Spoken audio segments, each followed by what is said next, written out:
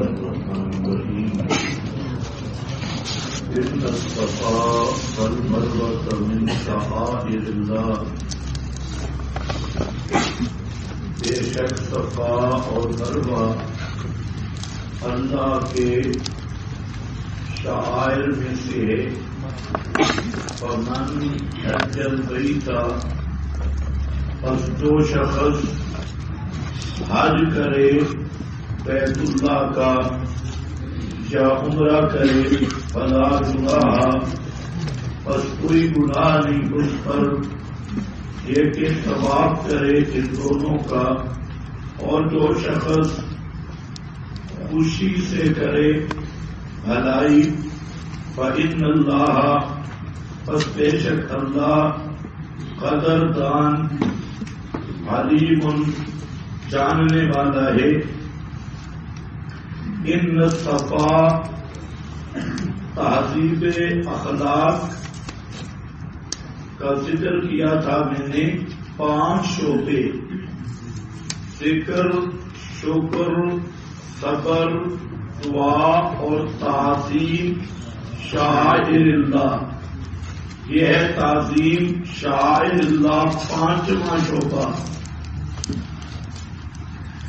ان صفا رسالت پر شبوں کا جواب. پہلے بھی رسالت پر شبوں تھے اور ان کا جواب. یہاں پر شبوں یہ ہوا مشرکین کی طرف سے کہ توحید کا بڑا دعویٰ کرتے ہو اور شرک کی تردید کا بڑا دعویٰ کرتے ہو، اور ساتھ صفا مروہ جس میں اصاف اور نائلہ، اصاف صفا پر، نائلہ مروہ پر، یہ 2 بڑے بت تھے شرک کے اڈے. تو حاصل یہ کہ ایک طرف دعوت توحید ہے، دوسری طرف شرک کے اڈوں پر خود جاتے ہو، صفا پر اور مروہ پر. یہ کیسی توحید ہے؟ یہ اعتراض. اور ساتھ یہ کہ بعض نو مسلم ان کے ذہن میں بھی یہ بات آئی کہ صفا اور مروہ پر غیر اللہ کی پوجا ہوتی رہی، لہذا ہم صفا مروہ پہ نہیں جائیں گے. یہ شرک کے اڈے اور شرک کے اڈوں پہ ہم کبھی نہیں جائیں گے، عمرہ میں، حج میں. یہ ایک اثر تھا تسلط بالتوحید کا. تو اللہ تعالی نے یہاں پر جواب دیا جس کا حاصل یہ کہ صفا مروہ یہ دونوں پہاڑیاں یہ توحید کے مظاہر ہیں، توحید کی جگہ ہیں.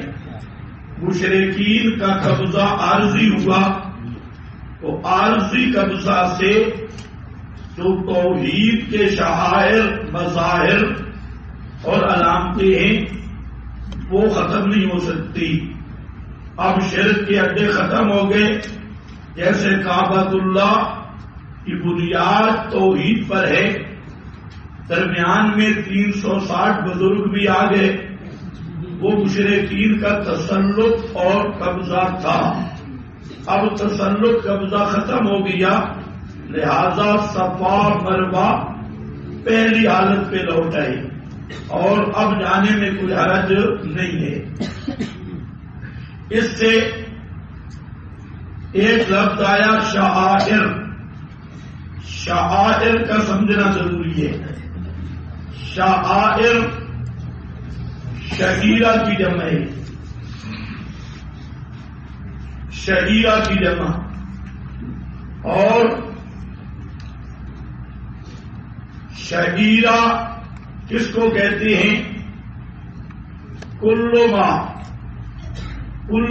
کان معلما بقربان يتقرب به إلى الله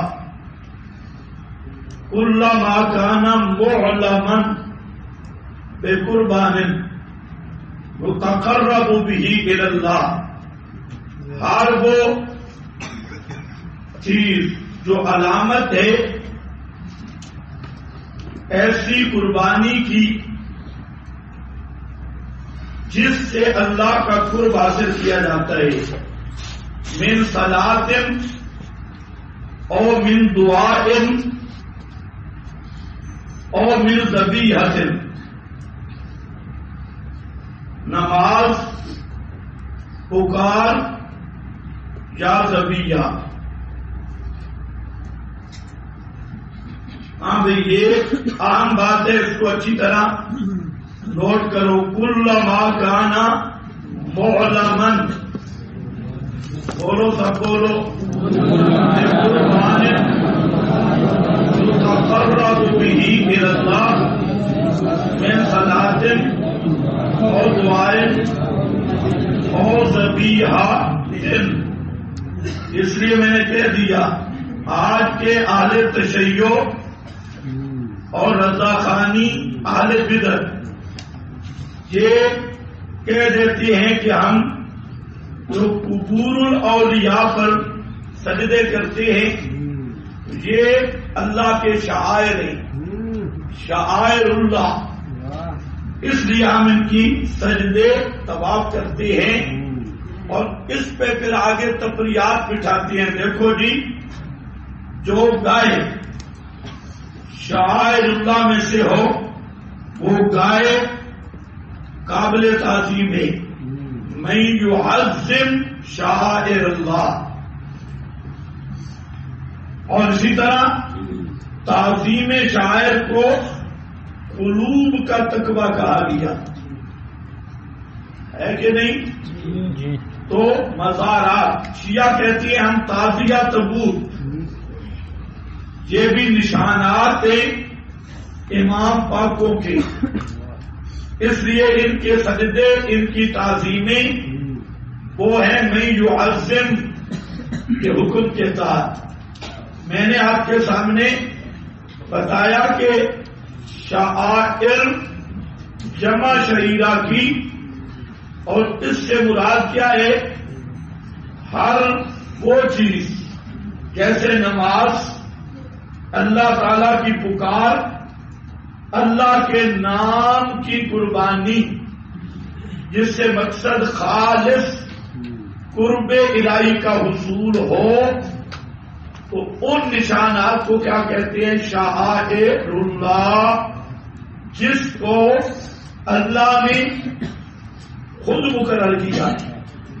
اپنی طرف سے تقرر شاعر نہیں ہو سکتا، اللہ رب العزت نے شعائر کا تقرر خود کر دیا.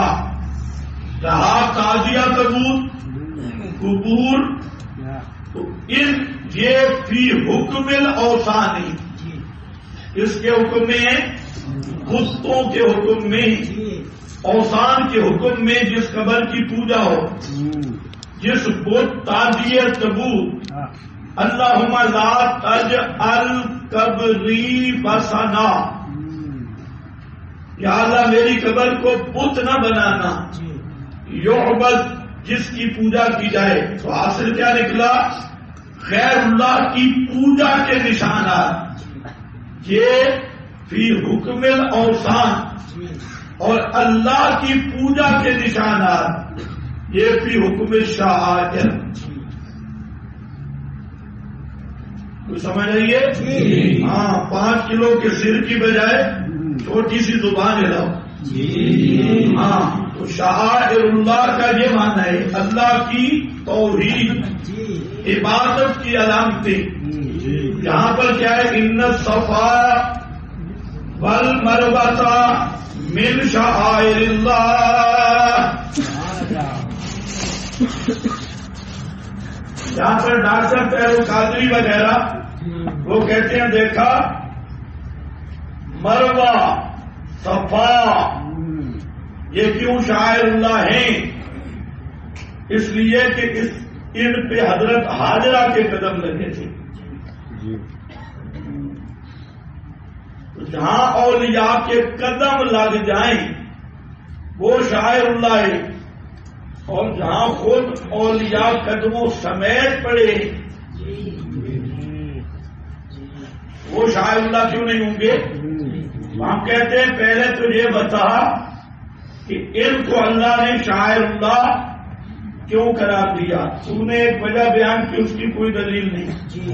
ہم کہتے ہیں کہ ان جگہوں کو ایک تو جو امر تعبد ہے وہاں پر تعلیم کی ضرورت نہیں. دوسرا حضرت حاجرہ کہ قدم کی یہاں بات نہیں، قدم تو اور بھی بہت ساری جگہ پہ لگے تھے.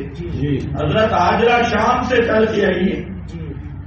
حضرت ابراہیم کے بھی قدم، نبی پاک علیہ السلام کے بھی قدم تو پوری زمین پہ لگتے رہے.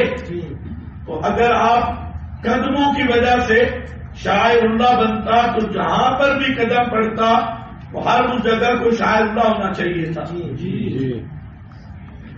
تو یہ کہنا کہ قدم لگے تو ہم کہتے ہیں بھائی حضرت حاجرہ یہاں پر حضرت ابراہیم چھوڑ کے گئے، بچہ موت و حیات کی کشمکش میں تھا، زندہ پیغمبر کچھ فاصلے پہ تھے، لیکن ایسی سخت مشکل اور مصیبت میں حضرت حاجرہ نے دوڑ کر صرف اللہ کی پکار کی ہے.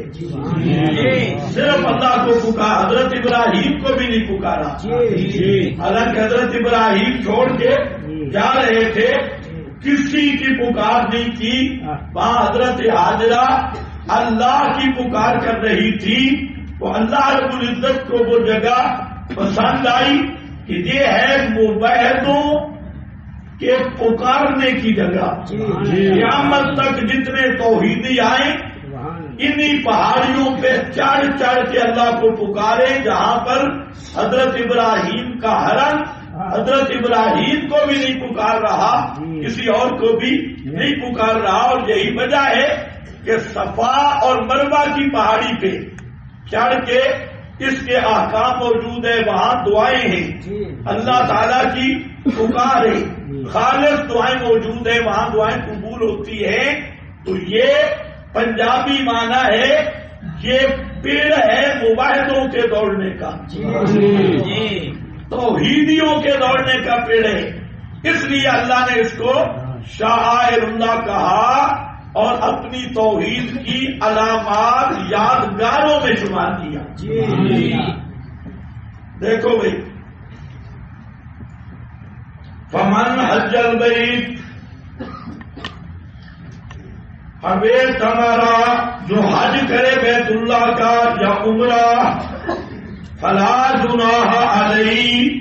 اب آپ کو جواب بھی آ جانا چاہیے، فلا جناح پر اشکال ہے کہ صفا اور مروہ پر سائش بالکل ہی خراب ہے.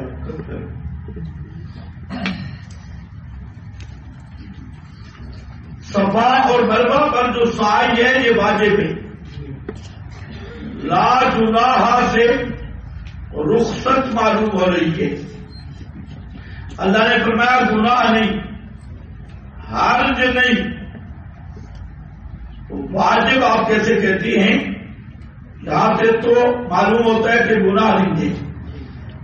فلا جناح علیہ ہے، اگر آپ وہ بات ذہن میں رکھ لیں تو آپ کے ان کے ذہن میں جو خدشہ تھا کہ صفا مروہ پہ جانا حرج ہوگا، شرک کے اڈے، لا جناح سے اس خدشہ کو دور کرنا مقصد ہے جو ان کے دل میں ہے، تاکہ سائی کا وجود یہ دوسری دلیل سے ثابت ہے.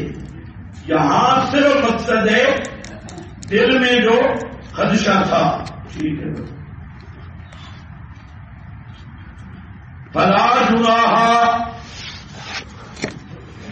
بس کوئی گناہ نہیں اوپر اس کے یہ کہ طواف کرے ان دونوں کا.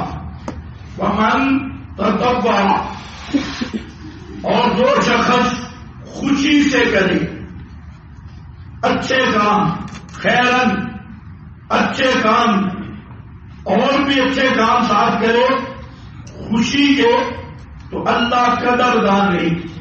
قدردان چھوٹی چھوٹی چیزوں کی قدر کرنے والا، اور شاکر اسی پر مفسرین نے لکھا کہ چھوٹی سے چھوٹی نیکی ہو اس کو کبھی حقیر نہ سمجھو، معمولی سے معمولی نیکی اس کو بھی حقیر نہ سمجھو، اللہ اس کی بھی قدر کرتا ہے۔ حتیٰ کہ وہ جو 70 دفتروں والا آدمی ہے، 99 دفتر گناہوں والا، اور قیامت میں وہ حیران پریشان ہوگا کہ 99 دفتر گناہوں کے اور نیکی کوئی نہیں، ہر دفتر جا رہا ہے حد نگاہ تک، اب میری معافی کیسے ہوگی؟ تو صرف ایک بطاق کا ایک فرد کی چٹ آئے گی، جس پر لا الہ الا اللہ تو اس نے اخلاص کے ساتھ کہا ہوگا، صرف وہ تحریر ہوگا، اور وہ ایک پرچی 99 دفتروں پر بھاری ہو جائے گی۔ اسی طرح اس کی حدیث میں بہت ساری مثالیں ہیں کہ کسی نیکی کو کم کر نہ سمجھو، اور اس کی اللہ کے یہاں قدر ہے۔ جیسے وہ فاحشہ عورت کتے کو پانی پلانے کی وجہ سے جنت میں چلی گئی، وہ بخاری میں حدیث ہے، تو بہرحال شاکر علیم، قدردان ہے، علیم جاننے والا ہے ہر حال کا، نیتیں بھی جانتا ہے، اور جیسا اخلاص ہوگا اسی طرح وہ اللہ قدر کرتا ہے۔